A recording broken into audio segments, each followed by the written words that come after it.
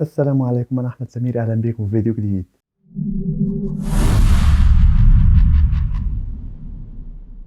النهارده هحلل عرض فرايدي نايت سماك داون. بس قبل ما أبدأ في تحليل العرض عايزك تشترك في القناة لو مش مشترك واعمل لايك للفيديو وخلونا نبدأ. افتتح العرض ب رومان رينز دخل معاه جيمي أوسو وبول هيمن وسولو سيكوا. دخل رومان رينز وقبل ما يتكلم لقى الناس بتعمل بو ومش عايزة تسمع منه يعني. اتكلم رومان وقال لهم ان انا دلوقتي ده بتاع وقت الترقيات، والمفروض ان انا هرقي حد يمسك مكاني ترايبل شيف لو انا مش موجود وكده. فجيمي طبعا واقف فرحان وفكر نفسه ان هو اللي هيترقى. ففي الاخر رومان رينز قال ان اللي هيترقى هو سولو سيكوا، وهو ده خليفتي في ترايبل شيف. فيقطعوا راندي اورتن ويدخل يكلم راندي مع رومان. يقول راندي ان انا بقالي 18 شهر بحضر للي هقوله لك دلوقتي، لان طبعا راندي كان غايب بقاله سنة ونص. فراندي قال لي رومان رينز انا هاجي وراك وعايز فرصة على لقب ال WWE Championship في رويال رامبل. والغريب هنا انه قال WWE Championship، ما قالش ال Undisputed WWE Universal Championship. فمش عارف دي بقى غلطة من راندي ولا هما خلاص اعتمدوا ان اللقب ده يبقى اسمه WWE Championship. اتمنى انه يكون كده بصراحة، لان الاسم التاني طويل قوي. يعملوها مثلا زي بطولتين النساء، الهيفي ويت والدبليو دبليو اي تشامبيونشيب. المهم المهم ان رومان رينز قال لراندي اورتن انت بقالك 18 شهر بتفكر في الموضوع ده، انا بقالي 18 شهر عمري ما فكرت فيك ولا انت جيت في بالي اساسا. وانت يا راندي انت المفروض بتسمع اصوات كتير في دماغك. المفروض الاصوات دي دلوقتي تكون بتقول لك ان انت تخرج بره الحلبة وما تفكرش ان انت تواجهني، لان انت لو واجهتني مش هيكون 18 سنة 18 شهر اصابة او بعد عن الحلبات. لا، انت لو واجهتني هيكون اعتزال ليك، لان هخليك تعتزل. فراندي رد عليه وقال له آه، انت يا رومان انت اتطورت وانا اعترف بده، لان برضو رومان رينز قال له احنا مش في 2007، يعني انها خلاص احنا في جيل مختلف دلوقتي. فراندي اورتن قال رومان رينز انا بعترف ان انت اتطورت وما بقتش بطل وخلاص مجرد بطل، يعني اكبر بطل استحوذ على الحزام. لا، انت اتطورت وبقيت اسطورة، وانا برضو اتطورت، ولكن في حاجة تانية عمرها ما هتتغير فيا، وهي اني قاتل للاساطير ليجند كيلر.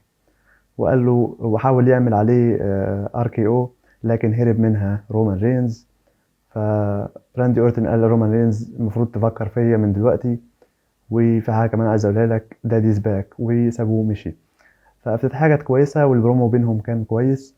احنا عندنا في رو سي ام بانك ضد سيس رولينز، وعندنا في سماك داون رومان رينز ضد راندي اورتن. فبصراحه الدبليو دبليو اي من دول ماشيه في طريق تصاعدي، فمتحمس جدا للعداوه دي برضو. وده كان السيجمنت الافتتاحي لسماك داون، كان سيجمنت كويس عجبني. ونروح بعد كده لباقي العرض. واتحدد في عرض ان هيكون في المباراتين في البطولة المقامة لتحديد المصنف الاول على لقب الولايات المتحدة. في المباراة الاولى متحدد ان جريسون وولر هيلاعب الشخص اللي من انكس تي طلع ان هو كارميلو هيز، وبصراحة ده كويس جدا على فكرة. والمباراة التانية كيفن اوينز ضد اوستن سيري. دخل جريسون وولر و كارميلو هيز عشان يلعبوا اول مباراة، وكانت مباراة ممتازة بصراحة. كارميلو هيز يعني انا زي ما قلت مش بتابع ان اكس تي، بس ابهرني بصراحة بأدائه. يعني حسيت بأدائه ان هو قريب اكتر لريكاشي. حسيت ان هو في الحركات بتاعته على الحلبة، حسيت ان ريكاشي قدامي هو اللي بيلعب. المهم ان فاز في الاخر كارميلو هيز بالمباراة علشان يستنى اللي هيفوز من كيفن اونز واوستن سيري. ونروح بعد كده لخلف الكواليس راندي اورتن ماشي ويقابل ال اي نايت. ال اي نايت يقول له انا ساعدتك الاسبوع اللي فات، فراندي اورتن قال له انا ما كنتش محتاج مساعدتك اصلا. فال اي نايت يقول له انا عارف ان انت مش محتاج مساعدتي، لكن انت داخل ضد البلاد لاين. لعبة الأرقام بتتكلم إن هم أكتر منك، فأنا موجود لو احتجت أي مساعدة. فراندي أورتن قال له أنا مش محتاج مساعدة من حد، وأنا هعرف أعمل كل ده لوحدي. وإحنا اتعاملنا مع بعض في الأسبوع اللي فات في مباراة وكسبنا، وإحنا باين علينا إن إحنا كويسين مع بعض. فعشان العلاقة دي تستمر إن هي تكون كويسة، خليك هنا خلف الكواليس، ما تتدخلش في مباراتي ضد جيمي أوسو الليلة دي. فال نايت قال له انا برضو لو انت ماشي ورا البلاد لاين، فانا رقم واحد اللي هبقى عايز ان انا اخلص ناس من البلاد لاين. وسابه ومشي. وبعد كده رحنا للحلبة للمباراة التانية في البطولة، اللي ما بين اوستن سيري ضد كيفن اوينز. والمباراة كانت كويسة جدا وممتعة بصراحة. لعبوا مباراة داخل الحلبة وخارج الحلبة، ويحاول اوستن سيري طول المباراة ان هو يركز على دراع كيفن اوينز المصاب. حاول كذا مرة إن هو يضربه في السلم، وكان بيركز عليه طول المباراة، لحد ما في الآخر كيفن أوينز ضربه بدراعه زي بانش كده في وشه، وفاز بالمباراة كيفن أوينز. جدير بالذكر إن كان في أثناء المباراتين في البطولة دي آه، طبعا طلع واتكلم لوجان بول على الأربع متنافسين اللي بيتنافسوا الليلة دي. قال إن جريسون وولر بيضيع وقته في البطولة دي، واللي قصاده كارميلو هيز أنا أول مرة أسمع عنه، وشكله كده يعني إيه بيحاول عايز يجي عليا، لكن أنا معرفش أصلا ولا عمري اتفرجت على الكارير بتاعه. واليمة التانية قال على كيفن أوينز إن هو أنت لسه قديم وبتلبس لبس قديم زي زمان، فأنت ما تستحقش إن أنت تقابلني. وأوستن سيري قال عليه إن هو كويس بس محدش فيهم يقدر ينافسني. ورحنا خلف الكواليس لرومان رينز قاعد مع البلاد لاين بيتكلم ويقول إن راندي أورتن عصبني بكلامه ودخل في دماغي أنا وسولو سيكوا. فجيمي أوسو قال ما تقلقش أنا هتولى مسؤولية راندي أورتن، ولا أقول لك خلي سولو اللي هو الخليفة بتاعتك هو اللي يتولى المسؤولية دي. فرومان قال لجيمي أوسو احنا لسه في موسم الترقيات وفرصتك ما انتهتش. لو انت قضيت على رومان رينز النهارده، احتمال انت اللي تبقى في ترقية ليك يعني، فأي حاجة ممكن تحصل. فجيمي أوسو قال له تمام. ورحنا برضو خلف الكواليس للقاء بين كيفن أوينز وكامرين جرايمز. كامرين جرايمز بيقول له انت كيفن أوينز انت عملت مباراة كويسة رغم ان دراعك مصاب، لكن عجبني أدائك. فقال له تمام. كمل في طريقه كيفن أوينز وقابل كايلا بريكستون. قالت له ايه رأيك في ان انت هتقابل كارميلو هيز؟ قال لها انا عارف ان كارميلو هيز شخص كويس ومصارع كويس، وعارف ان هو ورايا دلوقتي، وبس وراه فعلا لا وراه. فكارميلو هيز قال لي كيفن أوينز ان انا محتاج البطولة دي اكتر منك، وانا عايز اثبت نفسي اكتر منك، وطبعا هيكون ند منافس لي. ورحنا برضو خلف الكواليس للقاء مع دامج كنترول. بيتكلموا عاملين برومو وبيتكلموا. بيلي بتقول ان انا عملت دامج كنترول في الاساس علشان تكون هي اقوى عصابة نسائية موجودة في الدبليو دبليو اي، وانا عايزة ان احنا نبقى حاصلين على جميع البطولات. ايو سكاي معاها بطولة الدبليو دبليو اي ويمنز تشامبيونشيب، وانا هخش الرويال رامبل 2024. والكابوكي ووريرز هيلعبوا على ألقاب التاج تيم وهيفوزوا بيها، وساعتها هنكون معانا جميع الألقاب والبطولات بتوع الدبليو دبليو اي. ورحنا بعد كده لمباراة متحددة بين ذا كابوكي ووريرز ضد ميتشن وزلينا فيجا.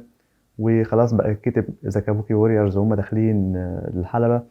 وهم داخلين جه من وراهم ميتشن وزينا فيجا ضربوهم ودخلوا الحلبة عشان تبتدي المباراة، ولعبوا مباراة كويسة جدا. كان في نهايتها ان ميتشن كانت هتحاول تنط من الحبل الثالث على اسكا، لكن طلعت داكوتا كاي ولخمت الحكمة علشان تطلع بيلي وتزق ميتشن وتثبت اسكا وتفوز بالمباراة، ويفوز دامج كنترول بالمباراة. ورحنا خلف الكواليس لقاء بين جيمي اوسو وسولو سيكوا. جيمي بيقول ان رومان رينز وبول هيمن بيتكلموا بقالهم كتير، وانا معرفش هما بيتكلموا في ايه وانا قلقان.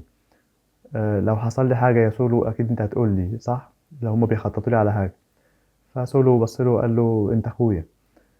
وايده كده ايه يعني واخده وضع الساموان سبايك. ورحنا بعد كده لبرومو لسانتوس اسكوبار، بيتكلم عن بوبي لاشلي اللي هو المفروض هيواجهه في الجولة الجاية من البطولة. قال ان انت بوبي لاشلي بتحب تلبس لبس كويس زيي وانا لابس لبس كويس، لكن انت مش هتعرف تغلبني وانا اللي هفوز بالبطولة دي، لان انا كنت الاحق ان انا افوز بيها لولا التدخلات بتاع ال دبليو او.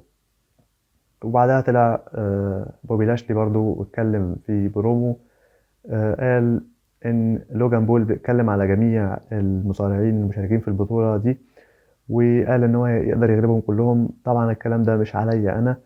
وبالنسبة لسانتوس كوبار، انت بتتكلم كتير لكن انت بتعرفش مين هو بوبي لاشلي، فانصحك ما تقفش قصادي وما تقفش في طريقي.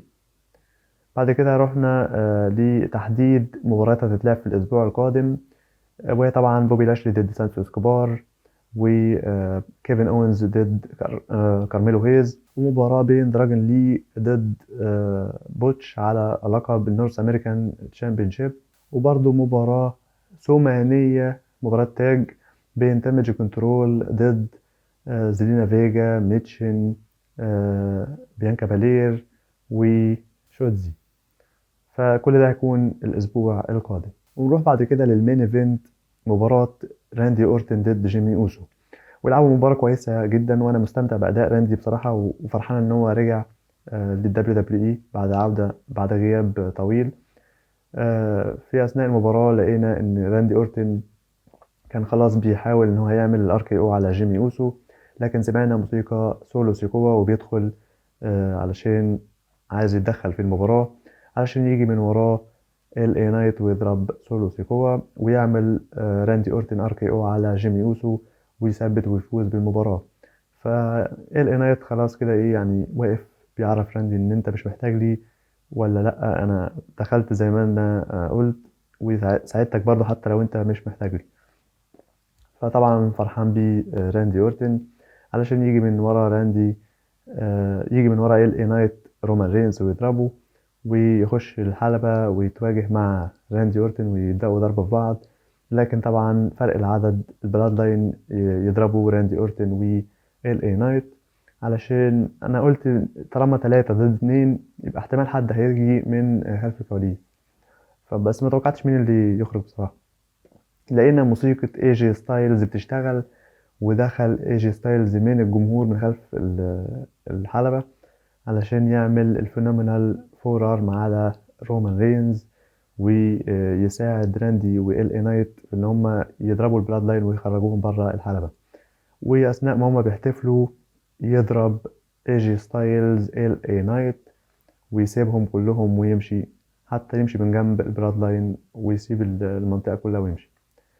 فمعرفش ده يعني مثلا ان اي جي ستايلز راجع كهيل، بس لو راجع كهيل ما كانش ساعد راندي، ولا هو راجع كفيس بس ما بيحبش مثلا ايه ال اي نايت. فمعرفش ايه اللي هيحصل.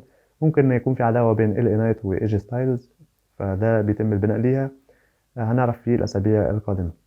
وانتهى عرض سماك داون على كده. عرض كان خفيف سريع، حبيته بصراحة، كان كويس. فتقييمي ليه هو 7/10، ومتحمس للعداوة بين راندي ورومان رينز، وعايز أعرف إيه اللي هيقوله ايجي ستايلز بعد ما يتكلم في الأسبوع القادم. قولوا لي إيه توقعاتكم للعروض القادمة وآرائكم في العرض ده في التعليقات. ولو مش مشترك في القناة اشترك واعمل لايك للفيديو. وبس ده كان كل اللي عندي لفيديو النهاردة. كان معاكم أحمد سمير، أشوفكم إن شاء الله في فيديو جديد. سلام.